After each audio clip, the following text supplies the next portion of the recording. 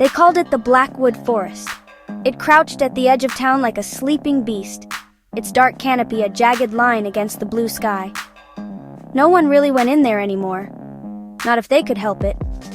Old folks would tell you stories, their voices dropping to a hush. Strange sounds, fleeting shadows. The trees grew too close, their branches interlocking like gnarled fingers, blocking out the sun. A perpetual twilight, even on the sunniest days. No pictures, no proof, just rumors that hung in the air like mist. It felt like the trees watched you, a cold that had nothing to do with weather. The sign had rotted and fallen, half buried in decay, a place best left unexplored. The legend said the forest was alive, guarding a very old, very dark secret. They said at sunset if you stood at the edge you could hear it. A whisper, not the wind. Something else. Almost a voice, not quite human. A dry rustle like dead leaves skittering, forming words you could almost understand. It didn't like visitors. It would keep people out. The Blackwood was a question mark on our small, boring town.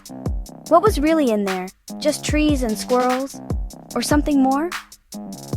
The old path was swallowed by brambles, a warning written in roots and rot. Some places are meant to be left alone, their secrets locked away in the dark.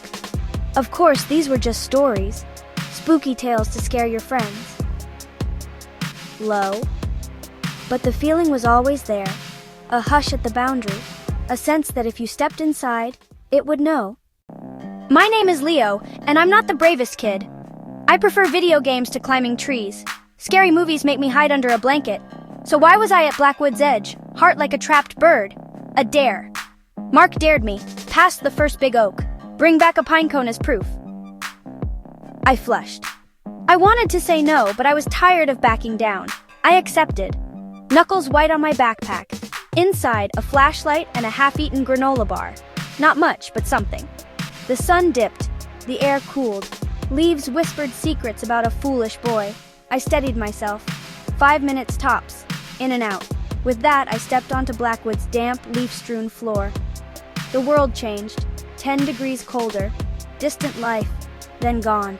Crunch, crunch, crunch. Too loud. Eyes locked on the oak. Its bark wrinkled like an old man's skin. Its branches twisted, reaching. Don't look around, I told myself. But my eyes kept darting into the gloom. Light was strange. Here, then gone. Things moved at the edge of vision, probably a squirrel or a bird. But the rustling didn't stop. Slow, deliberate, moving with me, perfect. Grab one and go. Then I heard it again, closer. I froze. The air was still. Not a single leaf moved. The silence pressed in on me. My eyes locked on the thicket. Then it came. Snap! Loud as a firecracker, not a squirrel. Something heavy. Way too close. I reached, fumbling, found the cool metal. A white beam cut the gloom. Leaves trembled. Nothing else. No animal. No monster. Or was it waiting, just beyond the light, watching with unseen eyes? I grabbed a pine cone. A ridiculous night. Flashlight sword, cone shield. That's when I saw it. Not in the bushes. Above, not a bird, not a squirrel. Big, long, like a person, wrong. Limbs too thin, limbs too long, hanging like ropes. It didn't fly, didn't scurry, it unfolded, melted into deeper darkness. One moment, a solid black shape. The next, simply not. I gasped, stumbled back. Did I really see that? A trick of light? A weird branch? But the image burned, unnaturally thin limbs vanishing into black. Then the wind started, not gentle. A cold gust moaned through the treetops. Branches groaned like old bones.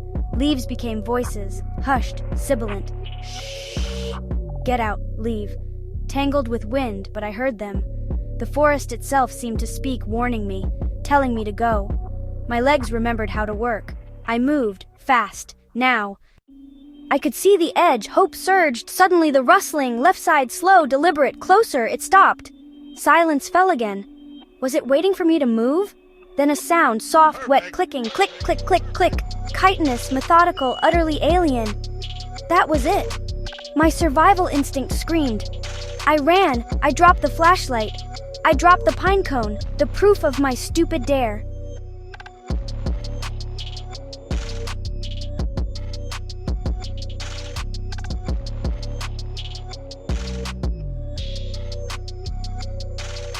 I didn't dare look back. Not a bear, not a deer. Heavy thump. Skitter, skitter, skitter. Heavy thump. Skitter. Closing in. The trees thinned. I could see the sky. Deep purple twilight. The town's sounds returned. A far-off siren. Just a few more yards. The crashing at my heels was deafening. A cold breeze on my neck, as if something lunged and missed.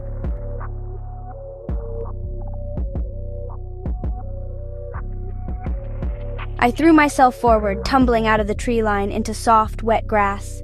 I had made it. I was out. The crashing stopped the instant I left the trees.